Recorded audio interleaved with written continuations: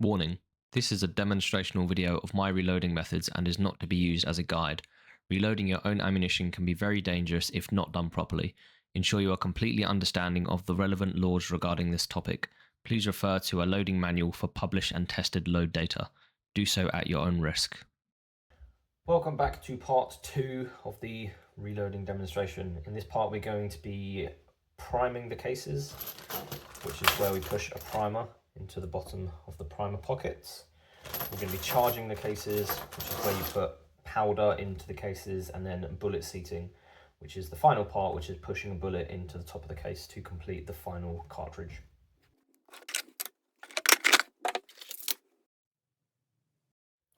So I've just got everything out ready to prime. I use the Lee, I think it's called the Lee Auto Bench Prime.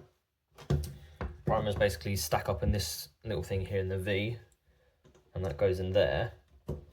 And then it feeds the primers through this mechanism. So every time you pull this lever, it pushes a primer into the bottom.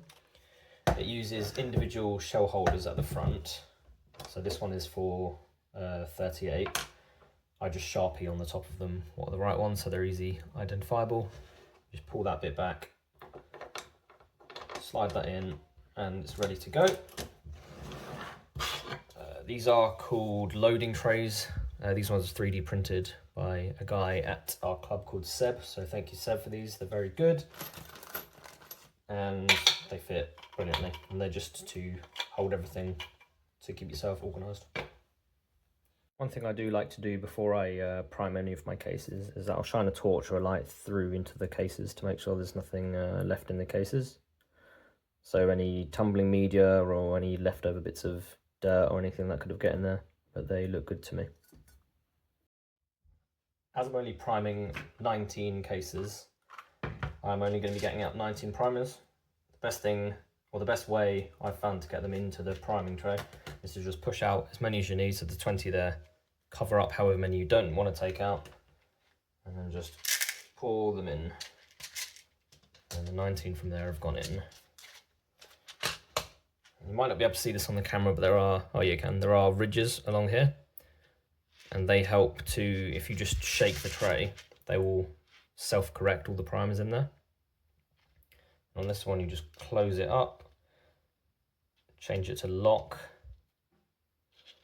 I put my hand underneath here because sometimes they will spill out, and then just give a little bit of a shake so they all line up there. Push that onto there, and then click, move the lock up to on. Give it a bit of a shake, and then you can see there, or maybe, that the primers have started to line up in the feed bit. So all you've got to do now is get your case that's been fully case prepped, slide it onto the, push that down so it feeds the first one, push that onto there, push that down, push it until you get no more resistance, and then you've got one primed case, and it should be pushed in so that there's a little bit of a lip, or it's a little bit into the case a bit, you can probably see that. So I'm just going to do the rest of those.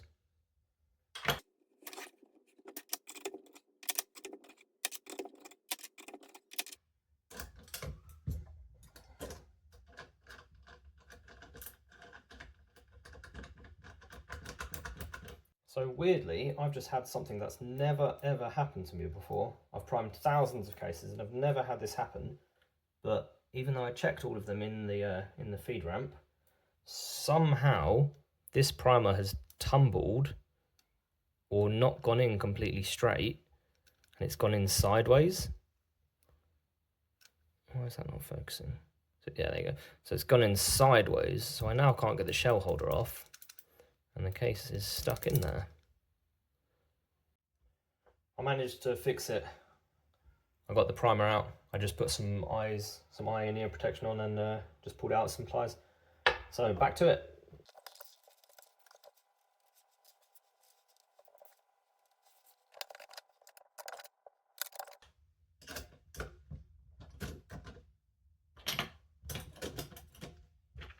So now we've got our 19 prime cases. You probably saw that when I was doing it, I was moving them from there facing upwards to like that facing downwards, and I do that just so I can visually inspect that they've all got primers in them and they're all seated correctly. Now, just like trimming, there are a few different ways to prime your cases.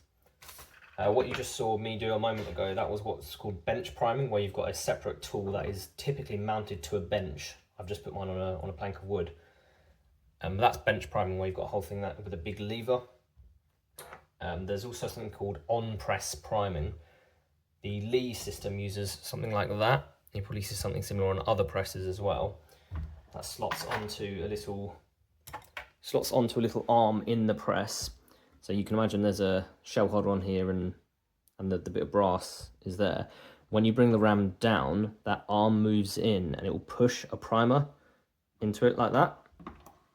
And there's a whole system that attaches onto here and means that you can just sort of automatically push it through. I tried that. I prefer bench priming, but it's down to personal preference. Some people like on-press priming, some people don't. This is a hand primer, so a bit like the other one. You've got a tray that you put all the primers in, and then this is a 38 special case, but it's the same process. You slide the case into there like that, and then you just press down on that, and it'll push a primer into the bottom. And then you just repeat that for every single case. That's it for priming. Now we can move on to charging and bullet seating.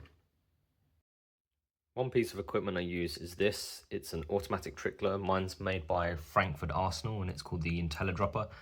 And what it is, it's a trickler and a scale all in one, and it's completely automatic. So you fill the powder up here, you enter in whatever load you want, and then you press go, and it will just trickle out from here into this pan. Before I can start using my powder dispenser, I've got to zero it out and calibrate the scale to a known weight. So first thing to do is take these off, press 0 to zero it out, press cal, and it'll ask you to put the first weight on, and then when that's stable, press cal again, it'll ask you to put the next weight on, and press cal once more, and that will tell us if it's passed or failed. If it's passed, it means it's within 0.1 grain of the weight of these, which is 50 grams each. So what we can do now is this specific dropper, some of the other ones have it, it's called a powder calibration. So you dump a bunch of powder into it and it will trickle, I think this one does about 110 grains or so. So it can basically learn at what rate to trickle the powder at to get you the most accurate and precise results. For this instance, I'm using RS62. It's been working really well for me. I'd just like to remind people watching that this is a demonstration of my process. Just because this works well for me doesn't mean it will work well for anyone else. It could potentially be dangerous. Refer to loading manuals and manufacturer published load data for more information. Pour in a bunch of it. With the camera one sec. Zoom out a bit so you can see. So you can see the powder in the top now. So what I'll do is I'll just press powder calibrate. And as you can see, it will start dispensing out powder. So we'll do it slowly to start off with, and then it will get progressively quicker and quicker, so the trickler will learn the rate of which it can push out the powder.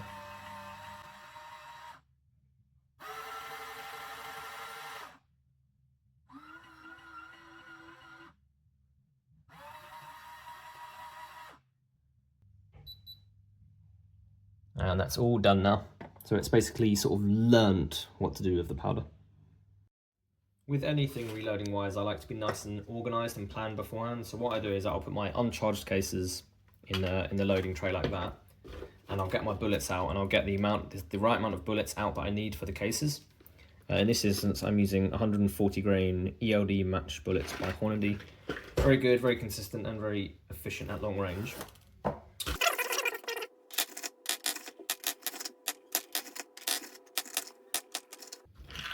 So I've got 19 bits of brass and 19 bullets ready to go. My charge weight for powder for this batch is going to be 43.4 grains of powder. So we'll put in 43.4 grains of powder, and then if we click the mode button, every time I put the empty pan back on, it will just automatically do it again. So what I do before I start loading is I'll put in the charge weight I want. I'll wait for it to throw out that charge of powder.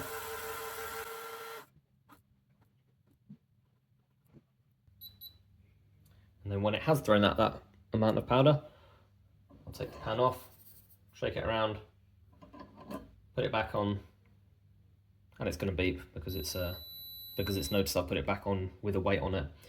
But then I'm just doing that to double check. Pour that back in there. I'll do it one more time. And then once it's done it again and I'm happy with it, then I'll start charging my cases.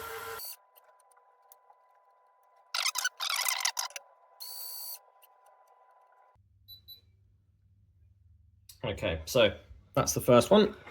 That's the first charge that I'm going to use even. So what I'll do is I'll take my universal funnel, get one of the empty bit, or the primed bits of brass even, put the funnel on top, grab that, pour it in there, and then what I'll do is I'll visually inspect how the powder's gone all the way into the case, and it looks quite good. You can't see that very well because there's not too much light, but once I've charged a case and I'm happy with it, I'll get one of the bullets that I put there, and I'll put it upside down in the case. This is what the trickling and charging process looks like up close and in real time. As you can see, the trickler will dump most of the charge weight fairly quickly, and then it will slow right down and do the last little bit. This means it can have a nice balance between speed and accuracy. A grain of powder is such an incredibly small weight that it can be hard to visualize, so let's give it some meaning. A British 1p coin weighs roughly 3.5 grams. There's roughly 15.5 grains to a gram, so a 1p coin weighs about 55 grains. This means that the charge weight of 43.4 grains is about 80% of the weight of a 1p coin, just to give it a bit of perspective. Sometimes the trickler can be slightly faster or slightly slower. Stick-style powder, of which RS62 is, can sometimes struggle in this type of trickler. I wanted to show this in real time so you'd get an idea of how quick it is.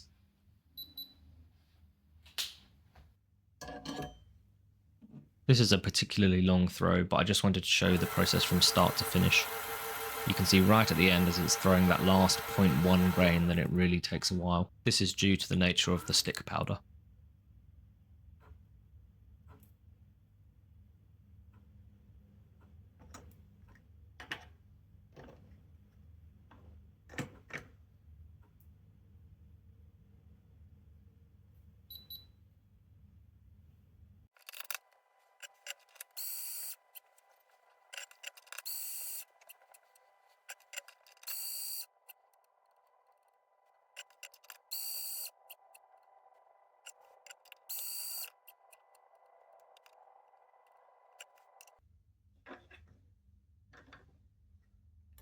Okay, so you may have noticed that I put one of these bullets upright like that, and that's because you may not have seen, but as I poured the powder in, some of it spilt over the side.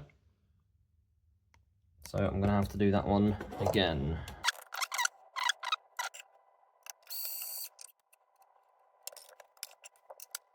So now that these are all charged, before I even begin to think about bullet seating, what I'll do is I'll take all of the bullets out of the top. What I'll do is I will physically inspect each one of them and make sure they're all at roughly the same level. Obviously my eyes aren't going to be able to tell me exactly how much is in them, but I'm just checking that none of them are really undercharged or really overcharged. But that's what they look like inside.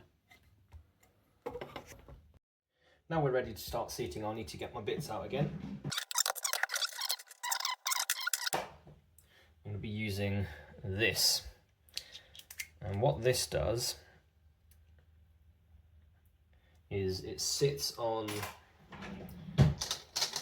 instead of measuring from the tip of the bullet to the bottom of the case to get your overall length. This measures from the ogive of the bullet. So that goes in there and it measures from that part of the bullet, and that just gives a much more consistent reading from the tip, because these ones are made out of plastic, so these can get damaged really easily. But also the tip of most bullets, they can be quite inconsistent. So this is just a much more accurate way of measuring it. So just as an example of how this contraption works, this bullet, like I said before, the bullet just goes in there, and then you measure off the bottom of there, give that a twist so it's seated correctly in there, and then that is what's known as your case base to ogive, your CBTO length.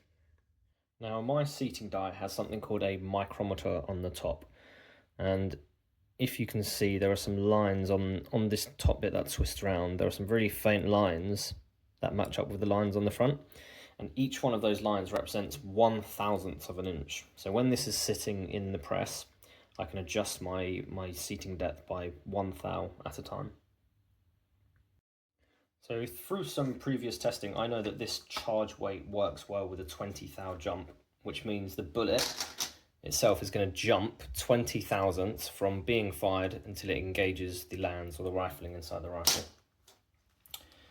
This is my little book of load development.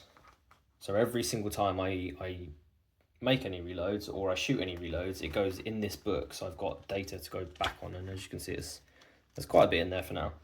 But the last time I shot this load, that was the result I got. So pretty good. I'm pretty pleased with it. But as it's heating up now, this was about a month ago. So as it's heating up now, I should expect to see a slightly higher velocity, but we'll see. So when we load these, we're looking for a where is it? That is our case base to ogive measurement that we're looking for, 2.234. I'm pretty sure this is set up for that, but what I'm going to do is I'm going to back it off. I'm going to back the die off about 15 thou, and then I'm going to seat a bullet just to sort of see where we are, and then we can see the rest of them.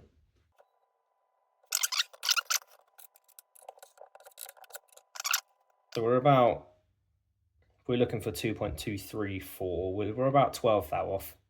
So I'm gonna turn the die in 10 thou, seat it a little bit lower.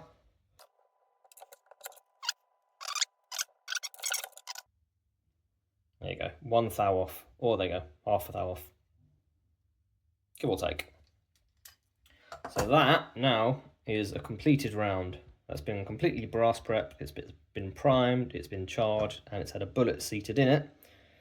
So that is the first completed round of the series.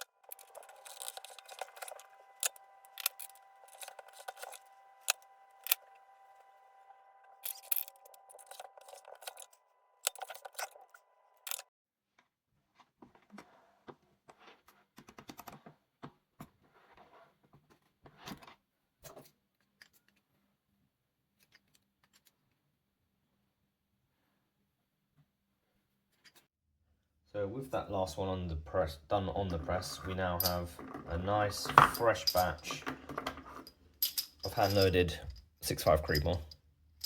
Some of the bullets are a little bit tarnished or a little bit darker, like this one, right in the middle. But that's just due to the bullet getting tarnishing whilst being in storage, so there's nothing wrong with that one in particular. And you can see the lines around the bullet. That's just where I was using the tool to measure it. That's all just superficial. That won't make any difference.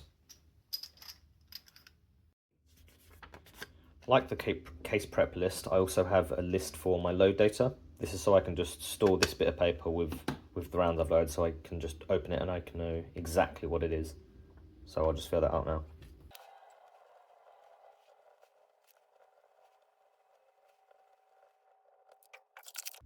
When I'm filling this out, one thing I like to put on there is the bullet ballistic coefficient. That's so when I'm plugging this into ballistic calculator, I can just quickly look at this and it'll tell me everything I need. to find the ballistic coefficient, it will either be on the box of the bullets that you're using, which are 140 grain ELDs, or you can find it on the website. So now that's all done, all I'll do is that I'll just roll that up, or I'll use a bullet even, or a round, and I'll roll that up, and I'll just put that in there with the ammo. So now I know that all of these rounds conform to what's on there.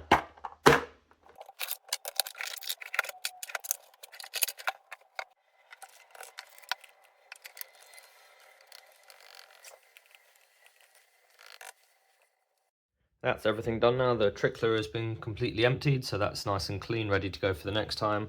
All the tools have been put away in my little storage bit below. My load data sheet has been written up, and they're all ready to be tested.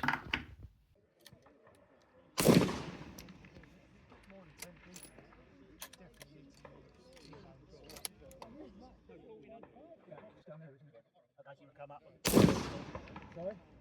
a load.